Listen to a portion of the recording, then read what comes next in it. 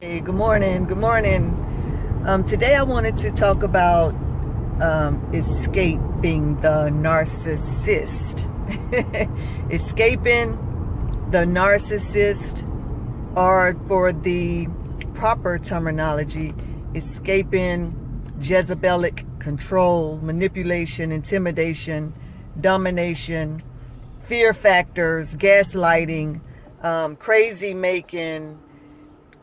So today I want to just talk about escaping.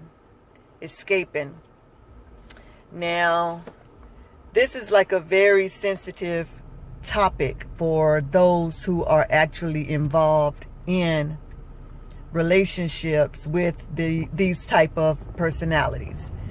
And to be clear, it's not necessarily a romantic relationship, because these personalities can be found in the workplace. They can be found in your house, in your home. They can be found in your places of worship, church. They can be found in every social setting. They can be found if you know what to look for. They are definitely there. I'll put it like that. They are definitely there. And, you have to even inner reflect, because it could be you. It could be you. It could be you. Because although I have been involved in these type of relationships back in the day, and even, I have to still check myself, because I could be the carrier of those personalities, the same personalities that I'm trying to escape from. I have to make sure that I'm not inflicting them upon other people. Because as a younger girl and everything, I was like something else, you know what I'm saying? I wasn't, like over the top, but I did have a lot of, control things going on, where I wanted to just control I'm not even going to say I wanted to control the environment. I just wanted to control the things that concerned me.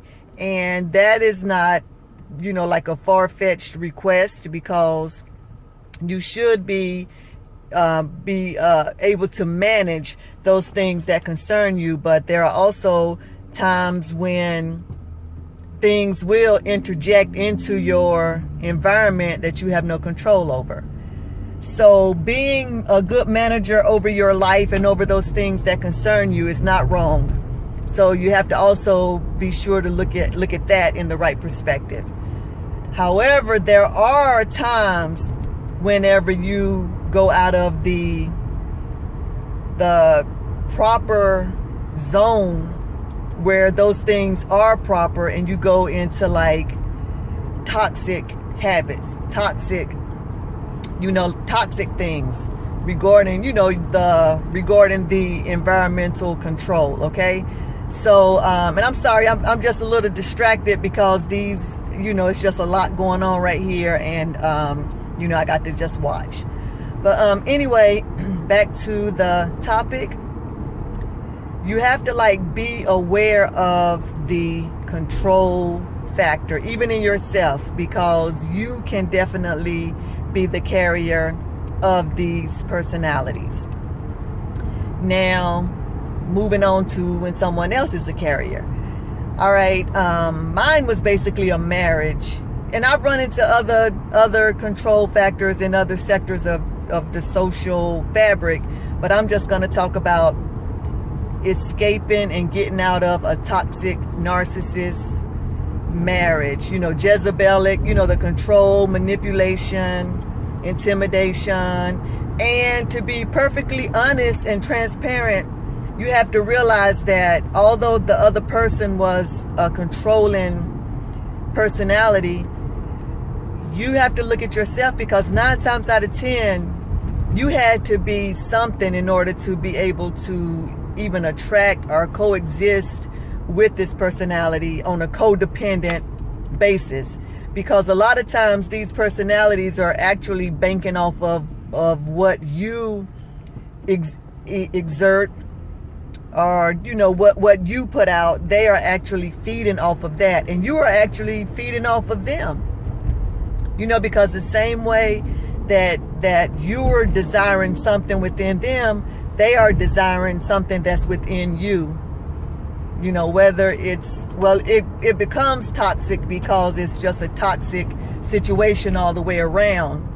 So whenever you have a controlling person, or whenever you're being controlled, why is it that you're allowing this person to control you? What else is it that they are giving you? Are they giving you the attention that you need? Are they giving you the the adoration? Are they like buying your clothes? Are they your providers? Why do you need them? What is the codependent tie to this person?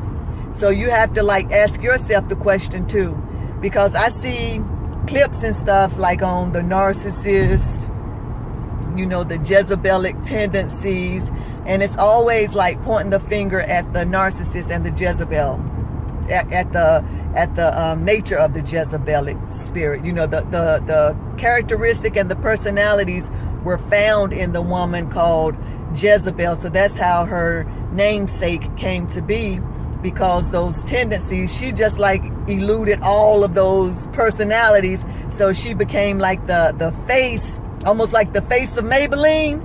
She became the face of rebellion. Basically, that's what it is. It's rebellion. Rebellion, control, manipulation. You don't want to get in line and get subservient to the laws of the Lord. And that's what the Jezebel spirit basically is. One of the characteristics is unhusband, meaning she's not going, that spirit, it can be male or female, they're not going to submit.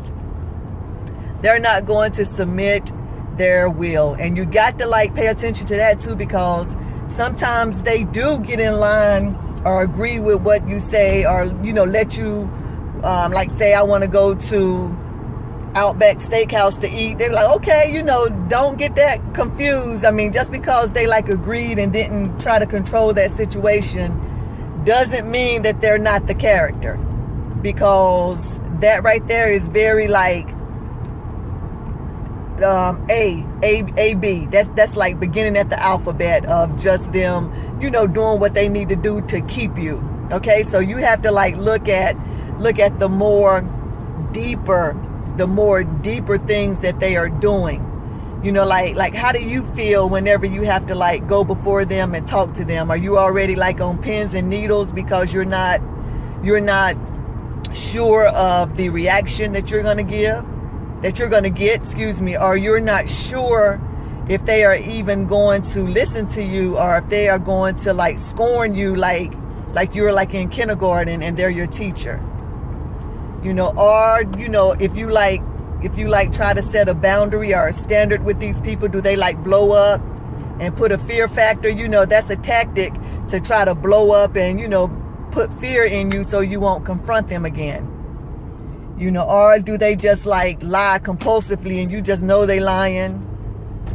And if you confront them about something, do they turn it around and act like they didn't do anything? Or look at you with disdain, you shouldn't even be talking to them about this situation, the situation at hand. You have to look at the characteristics and look at the personalities and look at the signs. You have to look at the signs, because the signs is what you need to read. It's almost like a blind person. You know how they read Braille? They read Braille. So they can't see. They can't see with their eyes, but they have to allow their fingers of what they're rolling their finger across, the signs, the language, the bumps and the dips, and they have to be able to run their finger across what they're trying to comprehend, and that's how they read. And they're not going by sight. They're just depending on what they're going by with their senses, or they're going by the signs. Basically, they're going by the signs. Just like if you put in Google Maps or whatever, and it's like trying to get you to a destination. It says turn right up here on Wilmington Street, turn left in 400 feet. Those are directives. Those are like, you have to follow the directives, follow the signs in order to get to the destination. So whenever you are looking at a toxic person, don't go by what your eyes is seeing all the time. Don't go by what your eyes are looking at, because that can be very deceptive. Because 9 times out of 10, if they know you're looking, in order to for them not to be exposed, they're going to give you a good show. They're going, like a little kid in church or wherever back in the day, if they're talking and the mama just look at them, they're going to straighten up. Or if they think that the authority figure is looking at them, they straighten up. But just as soon as they think that nobody's watching, they get buck wild. They get buck wild. So that's how it is with this spirit, because this spirit has been on the earth forever, basically. So this spirit knows the tendencies of mankind. This spirit follows family lines, so they know the family line tendencies. So this spirit is very familiar with the process. This spirit, you cannot beat this spirit without Jesus the Christ and the Holy Spirit's discernment. You cannot beat this spirit. So now let me tell you how to get out from up under this controlling, manipulative, fear-making, crazy-making spirit. It's like, back in the day whenever you were playing racing and somebody say, ready, set, go. Those are the 3 words that you're going to have to adopt. Okay, ready, set, go. Because you have to get ready. Don't worry about going and setting. Just worry about, not even worry, just focus on ready. Leave set and go alone for right now. So you have to get ready. And the way that you get ready is mentally. Mentally, you get ready. Because you have to start throwing off and rejecting all of those toxic thoughts, all of those toxic mind-binding and mind-captivating spirits that have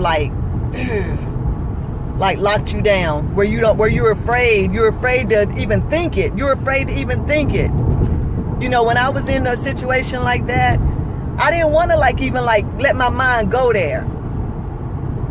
I didn't want to let my mind go there. And it wasn't because I was afraid of the person per se, which it was a little bit of fear there. Not physically. I mean, I wasn't in a physical abusive relationship at all. But I'm just saying, I didn't want to let my mind go there because, number one, I didn't want to admit that this is what I'm dealing with. And then because of the long drawn out, just a drip, boom, of toxic drip over the years, it begins to wear on you. So you become fatigued to an extent, mentally, emotionally, even physically, you become fatigued. So I didn't even want to go there for real. So whenever you're becoming ready, you're getting your mind ready, because if your mind is not ready, you're not gonna do it. You're not gonna make it. Even if you stepped out for a minute, if you even attempted to step out, 9 times out of 10, you're gonna go back because you're not ready. You're not ready. So you have to just make sure that you are ready. And that's getting your mind right. Getting your mind right. And in this process of getting your mind right, they don't know anything. Your hand is not thrown in at that moment. You're reading your cards and you know what you need to do, but the person that you're trying to break away from, they don't need to know all of that. If they are still coming in, talking to you and everything, whether it be a so-called associate or whatever, don't tell them, hey, what's on your mind? Well, I'm just getting tired of all of this, and don't let them know that. Don't let them know that, because they're going to turn up the heat, because 9 times out of 10, you already done gave them that information. They know, but they don't care. They don't care, because it's like they're hunting that spirit in them is hunting your soul. So it becomes more intense. The heat is like turned up. So you're going to have to just like zip it up. If you have a close friend, a confidant, or, definitely the Lord, because he's the one that's going to like direct you. The Holy Ghost is the one that's directing you. But if you have close friends or, a close confidant or whatever, definitely like put them in the know, let them know what's going on, and like they, go in prayer and intercede for you and all of that. But the person that you're trying to break away from, don't let them know your hand at that point. It's easier. It's easier. Now, if they do say, why you tripping, or, why this, and they detect what you're doing, then you have to go to plan B and know that they know, but you're going to have to still keep that poker face. You're going to have to still stand firm on what you know that you're becoming ready for. So in the ready stage, you're being prepared mentally. You're becoming like solid as a rock in that ready stage, because it's almost like you're putting on that hard hat. You're getting ready to go to work, okay? You're getting ready to go to work. I wrote this journal like way back in like 2002 or 3 or maybe 6. I started that journal, 2006. And I named that journal Preparing for Takeoff. And I began to journal my thoughts, and I didn't even know that I was really literally preparing for takeoff. Okay, I was preparing mentally. Now, get what I'm saying?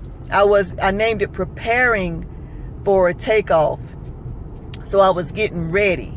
I was getting ready to be set, and then to eventually go.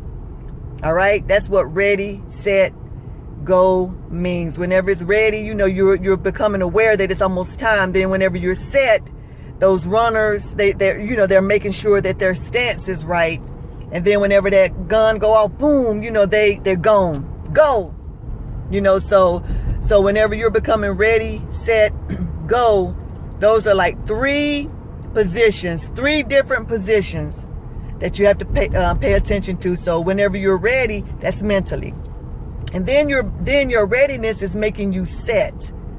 It's almost like Jell-O. You mix up the Jell-O and you have to put it in the refrigerator to make it gel, so it'll set. Just so it'll like get set in position, get set to its consistency that it's supposed to be. It's called Jell-O, so Jell-O has to be Jell-O. So you're preparing it, making it ready. Okay, making it ready to be able to set. Okay, you're putting the water in it, you're putting the powder in it, and that's ready. That's preparation. And then you are letting it stay in the refrigerator so it'll set, so it'll gel. So whenever you're being set, that's whenever you're actually, all of the readiness and preparation that you have done is in you now. It's in you.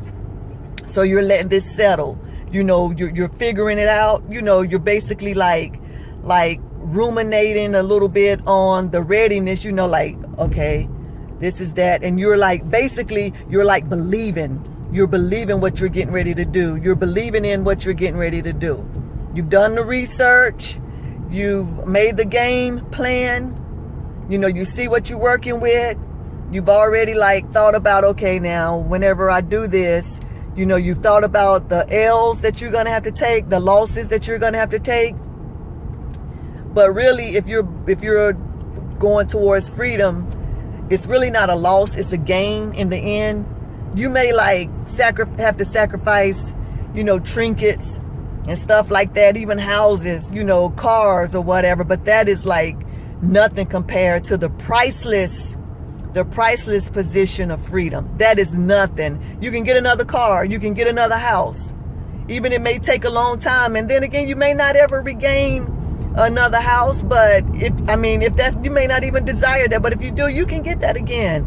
You may have to put in a lot of work. You may have to put in less work, but you can gain those things again. You can gain clothes. But guess what? If you don't have a sound mind, if you don't have peace, guess what? All of that stuff in the world is not worth that. It's not worth it. So you're getting set. You're gelling in the mindset now. You're allowing that mindset to gel and become like that jello, to become firm. But it's still like movable, to adjust, adapt, or whatever. And then when the time comes, whenever you're to go, then that's the time whenever it's getting ready to be set off, okay? That's the time you are getting ready to put everything in action, and you're getting ready to go. You're getting ready to leave. You're getting ready to take off and leave that toxic position. You're getting ready to leave that toxic relationship. You're getting ready to leave, excel above those toxic friends, okay? Even toxic places. So it doesn't have to necessarily be a person, it could be a place that's real toxic, you know what I'm saying, when it comes to like leaving it. So because really those toxic places are there, so you're going to have to leave those too. So yeah, just be ready, and then be set, and then go. Ready, set, go. Because it's very, very, very imperative that you do these steps so that once you take off, you're able to stay propelled. You don't have all of that weight, all of those doubts, all of that hopelessness holding you down, but you are now like suspended in the air, and you are like taking off, and you're like going to your next level.